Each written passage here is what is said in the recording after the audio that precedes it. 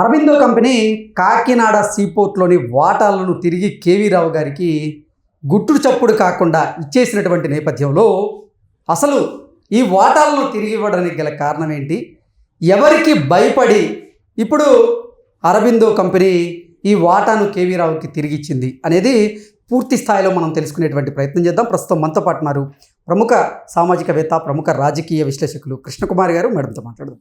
Madam నమస్తే. Madam నమస్తే. అధికారాన్ని అడ్డం పెట్టుకుని గతంలో కేవీ రావు గారి దగ్గర నుంచి ఈ కాకినాడ సీపోర్ట్ వాటాను బలవంతంగా రాయించుకున్నటువంటి అరబిందో కంపెనీ ఇప్పుడు గుట్టు చప్పుడు కాకుండా ఆ వాటాలను కేవీ రావు గారికి తిరిగి ఇచ్చేసింది. కారణం ఏంటి? ఎవరికి భయపడి ఇప్పుడు అరబిందో కంపెనీ ఈ నిర్ణయం తీసుకుంది, వాటాలను తిరిగిచ్చింది అంటే ఏం చెప్తారు? బలమైన సాక్ష్యాలు ఉన్నాయి. ఈ బలమైన సాక్ష్యాధారాల వల్ల ఇతనేమో వెనక్కి వెళ్ళేటట్లేడు. ఇప్పుడు ఒకవేళ మళ్ళీ వైసీపీ గవర్నమెంట్ వస్తే మనం ఇదంతా మాట్లాడుకునేవాళ్ళం కాదు. అసలు ఈ అంశం బయటకు వచ్చేది కాదు, మనం మాట్లాడుకునే వాళ్ళము కాదు. కేవీ రావు కూడా ధైర్యం చేసేవాడు కాదు చెప్పటానికి. కేవీ రావు ఎందుకు ధైర్యం చేశాడు? అధికారం మారింది కాబట్టి న్యాయం జరుగుతుందని. జత్వాని ఎందుకు వచ్చింది బయటికి? న్యాయం జరిగింది. అధికారం మారిందనే, ప్రభుత్వం మారిందనే. అయితే ఈ రెండు విషయాలు మనం చూసుకుంటే, ఈ రెండు విషయాలే కాదు, ఇంకా చాప కింద నీరులాగా చాలా విషయాలు ఉన్నాయి. ఇప్పుడు మామూలుగా మన తెలుగు తమ్ముళ్ళందరూ ఏమనుకుంటున్నారంటే, తెలుగుదేశం పార్టీలో తమ్ముళ్ళందరూ చంద్రబాబు నాయుడు ఏదో చేసేస్తాడు, చంద్రబాబు నాయుడు చేతిలో మంత్రదండం ఉంది, అల్లావుద్దీన్ అద్భుత దీపం ఉంది, ఈయన వచ్చేసేసి వచ్చిన వెంటనే అధికారం వచ్చింది, పైగా 164 సీట్లు వచ్చినాయి, కూటమి ఇంకేముంది. అసలు ఒకప్పుడు మనల్ని తిట్టిన వాళ్ళని, తెలుగుదేశం పార్టీని తిట్టిన వాళ్ళని, చంద్రబాబు నాయుడిని తిట్టిన వాళ్ళని, అక్రమ కేసులు బనాయించిన వాళ్ళని, ఇంకా లోకేష్ని తిట్టిన వాళ్ళని, లోకేష్ని పప్పు అన్న వాళ్ళని అందరినీ పప్పు కింద చెతక్కొడతాడు. మా మంత్రదండం ఏదో ఉంది చంద్రబాబు నాయుడు దగ్గర, అసలు రేపటి నుంచి మనం అసలు ఇవన్నీ చూసి అసలు మనం అన్నం కూడా తినక్కర్లేదు అనుకున్నారు పాపం వాళ్ళందరూ. కానీ ఒక తప్పు చేయడం చాలా ఈజీ, ఒక మంచి చేయటం చాలా కష్టం. తప్పు చేయటం ఎందుకు ఈజీ అంటే, నీకు తప్పు చేయదలుచుకున్న వాడికి, డిసైడ్ అయిన వాడికి చట్టంతో పని లేదు, మంచి చెడుతో సంబంధం లేదు, పోలీస్ అంటే భయం లేదు, ఏ భయమూ లేదు. మరి ఏ భయమూ లేనివాడు తప్పు జంకు బెంకు లేకుండా చేస్తాడు. అదే మంచి చేయాలంటే, మంచి అంటే ఇంత మీన్స్ చట్ట ప్రకారం చేయాలంటే చట్టం తెలుసుకోవాలి. చట్టం ప్రకారం చేయటానికి కొంచెం మనకి అందే విజయం కావచ్చు, ఫలితం కావచ్చు, లేట్ అవుతుంది, దానికి వెయిట్ చేయాలి. మళ్ళీ పైగా అన్నీ మనం అనుకున్నవన్నీ అనుకూలంగా జరుగుతాయని నమ్మకం లేదు. ఇన్ని ఫ్యాక్టర్స్ ఉంటాయి. అందుకని మంచికి టైం పట్టుద్ది. చెడు చాలా ఈజీగా వాడు చేయదలుచుకుంటే, వాడికి సహకరించే వ్యక్తులు ఉంటే చెడు చేయటం క్షణాల్లో పని. కానీ మరి దుష్ట శిక్షణ శిష్ట రక్షణ చేయడం అనేది అంత ఈజీ కాదు.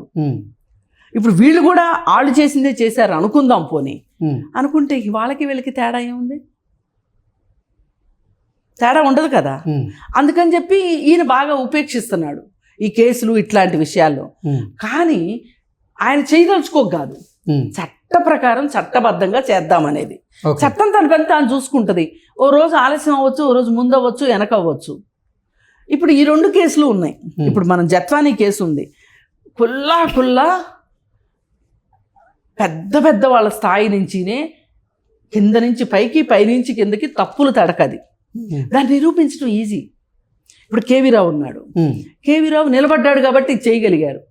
కేవీ రావు నిలబడకపోతే ప్రభుత్వం ఏం చేయగలుగుతుంది? చేయలేదు కదా. అది నిజమైనప్పటికీ చేయలేదు. అందుకోసం ఏంటి అంటే, కేవీ రావు నిలబడటం ఒక విషయము ధైర్యంగా, రెండో విషయం ఏంటంటే, వాళ్ళు చేసింది తప్పు కాబట్టి, చట్ట వ్యతిరేకంగా చేశారు కాబట్టి ఈవేళ దాన్ని బట్టబయలు చేయడానికి వీలైంది. ఇంతకుముందు విజయసాయిరెడ్డి ఏం మాట్లాడాడండి? ఆయన పేరు చివర ఏముందో చూడండి, రావు అంటే కమ్మ.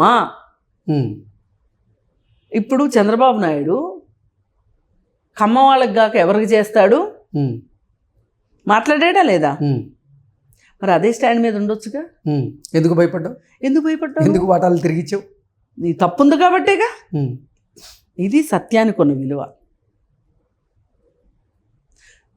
ఎప్పుడైనా సత్యం 4 రోజులు ఆలస్యం కావచ్చు, సత్యం జయిస్తుంది. కాకపోతే కొన్ని సందర్భాల్లో చేయలేక, సత్యం కాకపోయి ఓడిపోవటం కాదు, సత్యం నిరూపించబడలేక అది సత్యం కాకుండా పోద్దేమో కానీ. మేడం, ఇప్పుడు వీళ్ళు ఆ సీపోర్ట్లో వాటాలని తిరిగిచ్చినప్పటికీ వీళ్ళు చేసినటువంటి తప్పు అంటే, వీళ్ళు ఆ వాటాలను రాయించుకున్నప్పుడు 420 కోట్లకు పైగా డబ్బులు ఇచ్చారు, అది మనీ లాండరింగ్ జరిగింది అంటూ కూడా ఈడీ దాని మీద విచారణ చేస్తూ ఉంది. ఈ నేపథ్యంలో వారు చేసినటువంటి తప్పు, దాని పరిస్థితి ఏంటి? ఎవరు చేసిన తప్పు?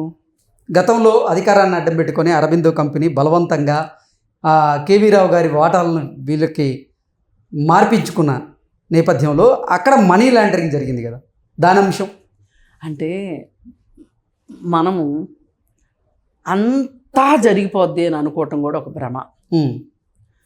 ప్రతిదానికి ఒక పరిమితి ఉంటుంది. ఉండాలని నేను కోరుకోవట్లా, ఉంటుంది. ఇప్పుడు ఇంకే అదృశ్య శక్తి వచ్చి వాళ్ళని కాపాడుతుందో. వాళ్ళు అత్యంత ధనవంతులు, అత్యంత శక్తివంతులు. ఎవరు? అరబిందో వాళ్ళు. మొన్న కూడా చూడండి, లిక్కర్ స్కామ్లో ఉన్నారు. జైలుకి వెళ్ళాడు, వచ్చాడు బయటికి. మామూలుగా అయితే ఈ లిక్కర్ స్కామ్లో ఉండాల్సినంత గతి తప్పిన వ్యవహారం కాదు అరబిందో వాళ్ళది.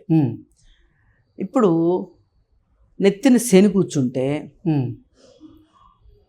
పెద్దమ్మోరు కూర్చుందండి, పల్లెటూరులో అంటారు. నీ నెత్తిన ఎంత పెద్దమ్మోరు కూర్చుందో అందుకే నువ్వు ఈ పని చేశావు అని అంటారు.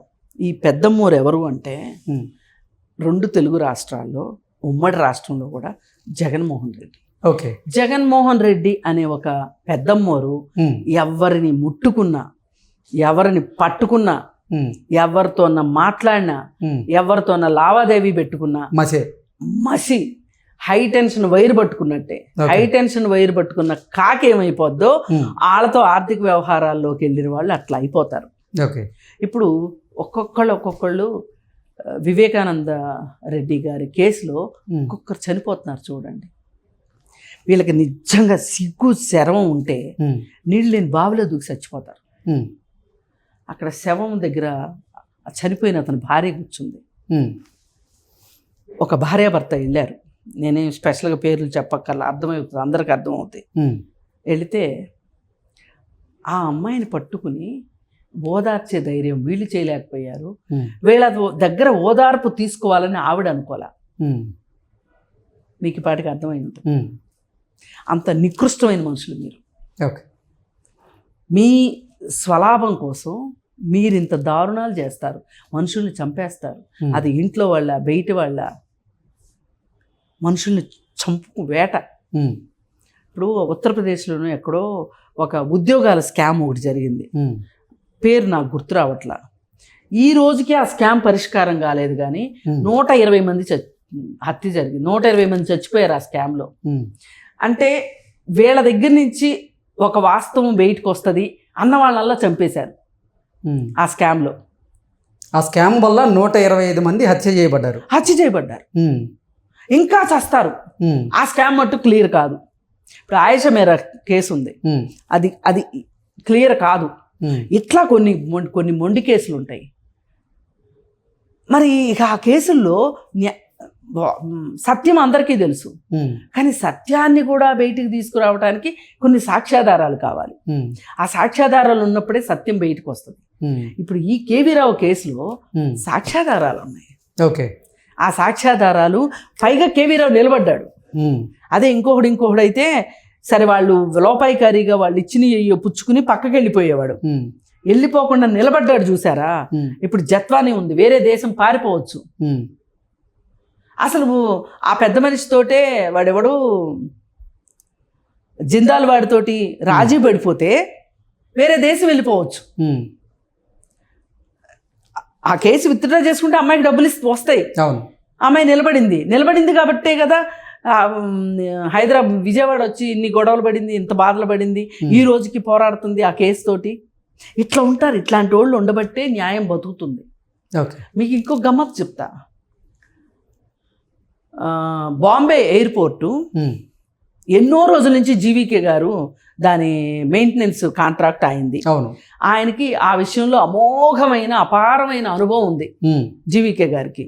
కానీ ఏ రీజన్స్ లేకోకుండా ఆ కాంట్రాక్ట్ వదులుకోమంటే ఆయన వదులుకోనందుకు గాను, అంటే బాంబే ఎయిర్పోర్ట్ కాంట్రాక్ట్ చేయటం చాలా ప్రతిష్టాత్మకం. ఢిల్లీ ఎయిర్పోర్ట్ కంటే కూడా బాంబే ఎయిర్పోర్ట్కి చాలా ప్రతిష్ఠ ఉంటుంది, ఎందుకంటే అది ఫైనాన్షియల్ క్యాపిటల్ కాబట్టి. అవును. అయితే ఆయన తప్పుకొని అన్నాడని ఆయన మీద ఐటీ రైడ్స్ చేసి, ఈడీ రైడ్స్ చేసి, ఆయన పక్కకి వెళ్ళేటట్లు చేసి ఆయనకి ఈ కాంట్రాక్ట్ ఇప్పించారు. ఎవరికి? అదానికి ఇప్పించారు. ఇవాళ ఇండియా మొత్తం మీద పోర్ట్ల కాంట్రాక్టులు, ఎయిర్పోర్ట్ల కాంట్రాక్టులు అదానికి. ఇప్పుడు ఈ కేసులో కూడా వెనక అదానియే ఉన్నాడు, ఈ అరబిందో వాళ్ళ వెనకమాల కూడా.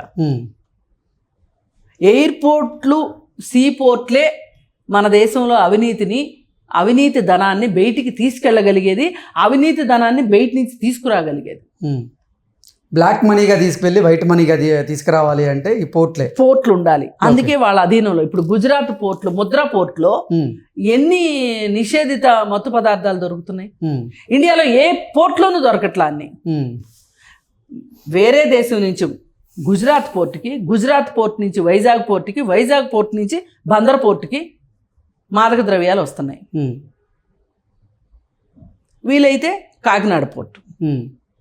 ఇప్పుడు కాకినాడ పోర్ట్ నుంచి బియ్యం దొంగ రవాణా ఎక్స్పోర్ట్ జరుగుతుంది. ద్వారంపూడి చంద్రశేఖర్ రెడ్డి ఇప్పుడు ఆయన రెక్కలు కూడా విరిచారు కదా. చాప కింద నీళ్ళ పనులు జరుగుతున్నాయి, జరగాలి కూడా. జరగకపోతే వీళ్ళకి పట్టపగ్గాలు ఉండవు. ఇప్పుడు ఈ కేసులో ఇప్పుడు వాళ్ళు ఏమంటారంటే, మా మీద కేసులు లేకుండా చెయ్యండి, మేము మీ డబ్బులు మీకు మీ కాంట్రాక్టులు మీకు ఇచ్చేసాం కదా అన్నారు. ఇప్పుడు మన ఇంట్లో ఓ దొంగలు పడతారు. వాళ్ళు మనం చాలా స్ట్రాంగ్గా ఉన్నామని, వాళ్ళకి తెలిసిపోయిందని, ఎవరు దొంగతనం చేశారో కూడా తెలిసిపోయిందని దొంగలకు తెలిసింది. దొంగలు వచ్చేసేసి గప్చిప్గా ఏ తెల్లవారుజామున మన ఇంటికి వచ్చేసేసి మన డబ్బులు, మన నగలు అవన్నీ ఇచ్చేసేసి మనకు దండం పెట్టేసేసి వెళ్ళిపోయారు అనుకోండి. వెళ్ళిపోతే మనం కూడా సరేలే నాకు వచ్చేసినాయి కదా అని ఊరుకున్నాం అనుకోండి. ఇప్పుడు ఇంకో బలహీనుడి ఇంట్లో వాడు దొంగతనం చేస్తే ఇక్కడ దొంగని ప్రోత్సహించినట్టేగా. అందుకే వాళ్ళు వెనక్కి తిరిగి ఇచ్చినా సరే కేసు నడవాల్సిందే. ఈ కులం పేరుతోటి మాట్లాడిన విజయసాయి రెడ్డికి మొహం మీద పెట్టి కొట్టినట్టు, ఆయన చెప్పుతోటి ఆయన కొట్టినట్టు ఈ కేసు నడవాల్సిందే. నడిస్తేనే ఇలాంటి పనులు చేయడానికి ఎవరైనా జంకుతారు. ఇకనైనా సరే అధికారంలో లేకపోయినా సరే తన మాయోపాయాలతోటి ఏ పెట్టుబడిదారు దగ్గర డబ్బులు ఉన్నాయి అని పిల్లికి మాంసం వాసన వచ్చినట్టు జగన్మోహన్ రెడ్డికి వాసన వస్తూనే ఉంటుంది. వాళ్ళకి గాలం వేస్తూనే ఉంటాడు. ఎవ్వరు పడకండి అయ్యా. ఇన్ని చూసి అయినా సరే ఇంతమంది వ్యాపారస్తులు, పారిశ్రామికవేత్తలు జైలుకి పోయారు, ఐపీఎస్లు జైలుకి పోయారు. నిన్న కాక మన 3 ఐపీఎస్లు జైలుకి వెళ్ళి వచ్చారు కదా. ఇంకా ఐఏఎస్లు చూసైనా సరే బుద్ధి తెచ్చుకోమని ఈ సందర్భంగా ఇప్పుడైనా కనువిప్పు కలుగుతుందని చూస్తున్నా. ఈ విధంగా అయినా సరే ఒక మంచి పని బయటకు వచ్చింది అనేది, ఒక స్కామ్ బట్టబయలైంది అనేది నాకు చాలా సంతోషంగా ఉంది. ఇది ఒక్కటే కాదు, చాలా స్కాములు ఉన్నాయి అని చెప్పి అందరూ మాట్లాడుతున్నారు. అవన్నీ కూడా బయటికి రావాలని, వాటి మీద ఏ రాజకీయ శక్తులు పనిచేయకూడదని నేను కోరుకుంటున్నా. ప్రజలకు కూడా నీతి నిజాయితీ మీద ఒక నమ్మకం రావాలి. అది రావాలని కోరుకుంటాను. Okay madam, thank you so much. Thank you.